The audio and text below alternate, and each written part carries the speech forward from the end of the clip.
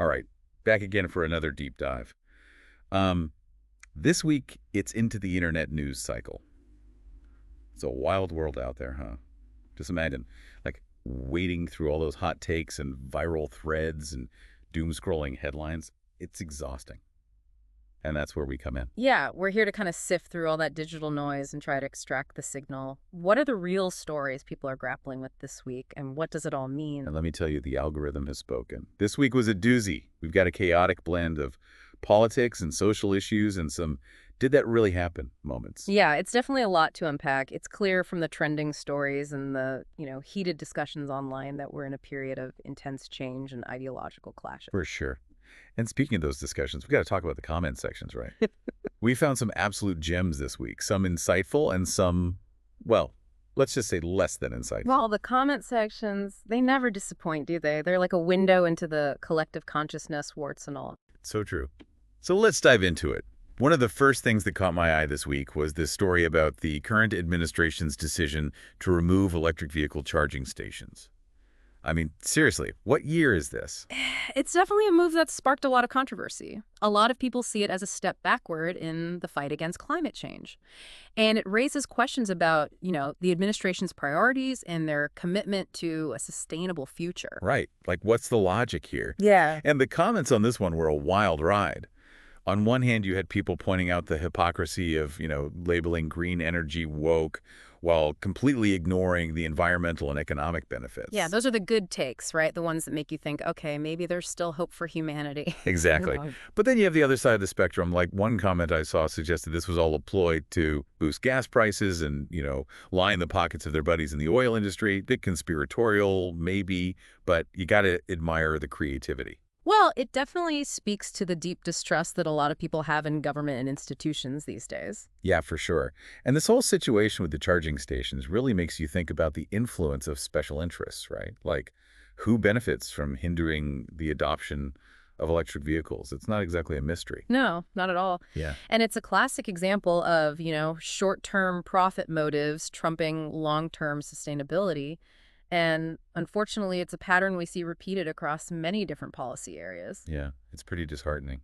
Right. But hey, at least we have the internet to vent our frustrations, right? Mm-hmm. Speaking of which, did you see that story about the death penalty case and that massive donation that followed? Oh, yeah, that one definitely raised some eyebrows. A man named Luigi Mangini made a substantial contribution after a death penalty order was issued, and the internet, of course, went into overdrive speculating about a possible connection. Yeah, the comments ranged from genuine concern about corruption to, like, dark humor about the price of justice these days. One commenter even said that only people who kill rich people get the death penalty. Kind of cynical, but it does make you think about the disparities in our legal system. It absolutely highlights a very real issue, the influence of wealth and power within our justice system. And it raises the question, are all citizens truly equal before the law? Or do some have an unfair advantage? Big questions, no easy answers. But let's shift gears a bit, try to lighten the mood. Did you see that story about the former KGB spy chief? The one claiming a certain someone is a Moscow asset. Ah, yes, how could we forget? And the internet, predictably, had a field day. One commenter pointed out that if our intelligence agencies supposedly knew about this for decades and did nothing, then what's even the point of them, right? Yeah, like, where were all the super spies when we needed them? But maybe even more concerning were the comments alleging that the whole Republican Party, and even some Supreme Court justices, might be entangled in this whole Russian puppetry situation. Yeah, those are some serious accusations, and whether they hold any water, who knows? But the fact that people are even entertaining these possibilities, it really says something about the erosion of trust in our political system. It's like the foundation of our democracy is slowly crumbling beneath our feet. And speaking of crumbling, let's talk about that Twitter-loving billionaire and his latest antics. Remember that whole dust-up with the Social Security Administration? Oh, yeah, where a government official refused to hand over some data and was then forced out. It seems even billionaires have a hard time accepting no for an answer, especially when it comes to accessing sensitive information. Right. And the internet was buzzing, as you can imagine. People were comparing it to Nazi Germany, calling for him to be deported. They were not happy, to say the least. It's understandable, right? Given the potential implications for data privacy and government overreach, the whole situation really makes you wonder if private individuals should have this much influence on public institutions. For sure. And as if that wasn't enough, This guy also wants to audit Fort Knox, where they keep all the gold. It's like he's a Bond villain come to life. Well, the internet certainly thinks so. We even saw comments referencing Goldfinger and speculating about his plans to, make off with the nation's gold reserves.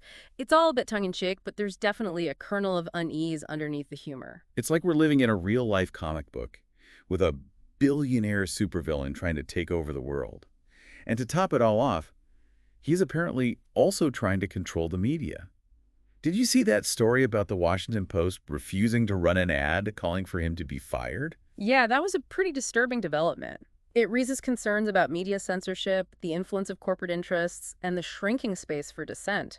If even a major newspaper like the Washington Post can be pressured to silence criticism, then where does that leave us? In a very precarious position, that's for sure.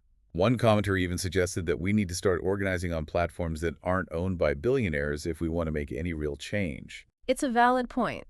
We need to find ways to reclaim our agency and our voices in a world where a handful of powerful individuals seem to control so much of the narrative. That's a really thought-provoking point, and I think it's a good place to pause for now. We're going to wrap up part 1 of our deep dive into this week's algorithmic chaos. But don't worry, we'll be back soon with even more insights, analysis, and hopefully a few laughs along the way. So stay tuned. Stay tuned. Welcome back. I hope you haven't filled up on digital drama just yet because the algorithm's serving up another heaping plateful. My digital appetite is insatiable, especially when it comes to this kind of chaos. Where do we even begin with this mess? Well, we're going straight back to the world of our favorite Twitter-loving billionaire because, well, of course we are. It seems he's found himself in a legal battle, and this time it's sparked by a rather colorful image. Let's just say a certain congressman made a pointed anatomical comparison, and our billionaire friend wasn't too thrilled about it. Ah, yes, the infamous dick pic incident. Even billionaires have a line when it comes to online insults, it seems. Though, I gotta say, threatening to unleash the Department of Justice might be taking things a bit far, don't you think? Yeah, it definitely raises some eyebrows about using power and the legal system to, potentially silence critics. But the internet, always a beacon of lightheartedness in dark times, responded in its usual way, with a mix of mockery and wit. I saw one commenter who suggested the congressman should just turn the tables and claim any picture of the billionaire is a dick pic. Oh, the internet is truly undefeated when it comes to savage humor. But amidst the jokes, there's a real concern here, right? About the chilling effect this kind of legal action can have on free speech. It reminds us that even the most powerful people can feel threatened by criticism, and sometimes they lash out. Speaking of feeling threatened, did you see that attempt to rewrite history? Someone tried to claim credit for Zelensky's war strategy. Oh man, that was some top-tier cringe. You can't just waltz in and claim credit for someone else's bravery and sacrifice, especially when your own actions tell a very different story. I saw one comment that just summed it up perfectly. Willingly sold out his own country to Russia. Yeah, strong words, but sometimes the truth hurts. It really makes you question the motives and the loyalties of certain people, doesn't it? Yeah. But let's shift gears for a second, move away from international intrigue, and talk about something a little closer to home, healthcare, specifically. There have been some recent changes to coverage for colonoscopies. Ah, yes, because nothing screams fun internet debate like colonoscopy policy. But seriously, this is a big deal, and people are rightfully upset that a potentially life-saving procedure is being treated like an optional extra. The comments on this one were full of anxiety, and understandably so. A lot of people calling the logic backwards, even comparing it to dystopian novels. When folks feel like their health and well-being are at risk, they tend to get a little vocal. And can you blame them? Mm. It's almost as if the healthcare system is saying, yeah, you can get sick, even die, but don't you dare expect us to lift a finger to help you prevent it. It's a mess. And speaking of systemic issues, the algorithm decided to highlight some drama going on in the education world. There's been a push to cut funding for diversity, equity, and inclusion programs. It's a move that's sparked outrage, and understandably so.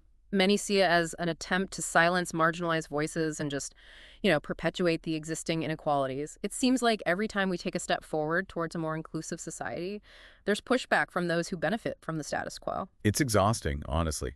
Can't we just acknowledge that diversity is a strength, not a weakness? Create a system that supports all students, regardless of their background or identity. Apparently, that's still a radical idea. It speaks to a fear of change, of the unknown. But thankfully, the internet is a space where those fears can be challenged and different perspectives can be shared. Speaking of challenging perspectives, did you catch that story about the clash between the U.S. and Mexico over border security? It seems the Mexican president didn't hold back, calling out the U.S. for its role in the drug trade. It was a bold move, for sure. It definitely divided public opinion. Some folks applauded his honesty, while others accused him of just playing to the crowd. The border crisis is a complicated issue with no easy solutions, but it's pretty clear that both countries need to own their role in it. It reminds us that the internet is a global space, and the problems we face are all connected. What happens in one country inevitably affects others. Speaking of interconnectedness, the algorithm decided it was time to shine a spotlight on the threat of white supremacy. Brought our attention to an ICE prosecutor in Dallas with some, let's just say, questionable online activity. Yeah, the discovery of his white supremacist X account was disturbing, to say the least. A stark reminder that these hateful ideologies still exist, even within institutions that are supposed to be upholding justice and equality. It's like something out of a horror movie, Realizing that the people in charge of upholding the law are themselves harboring these toxic beliefs. Thankfully, folks on the internet were quick to call this guy out, demanding accountability and urging action from the Bar Association. It shows that people aren't going to just stand by and tolerate this kind of hate. They're using the internet to hold those in power accountable. And speaking of holding power accountable, did you see that story about the Department of Government Efficiency? Ugh, that name alone is like straight out of an Orwellian nightmare. And the fact that they've been so secretive about their operations just fuels all the conspiracy theories. The lack of transparency is definitely concerning. Erodes trust in government, creates an environment ripe for suspicion. The internet, as you might expect, went wild with this one. Oh, absolutely. Allegations of corruption, theories about government-sponsored alien cover-ups. The comment section was a trip. But beneath the humor, there's a valid point, right? When those in power operate in the shadows, it opens the door for abuse. And sadly, the algorithm decided to end things on a truly bleak note. A story that highlighted just how much cruelty and dehumanization exists in the world. You mean the one where the White House used footage of immigrants in shackles as ASMR? I still can't believe that's a real thing that happened. It's a horrifying example of how propaganda works, how those in power can twist images and narratives to demonize entire groups of people. Thankfully, folks on the internet immediately condemned it for the inhumane tactic that it is. It's a stark reminder that we can't stay silent in the face of injustice. We need to call it out whenever we see it and use our voices to demand better.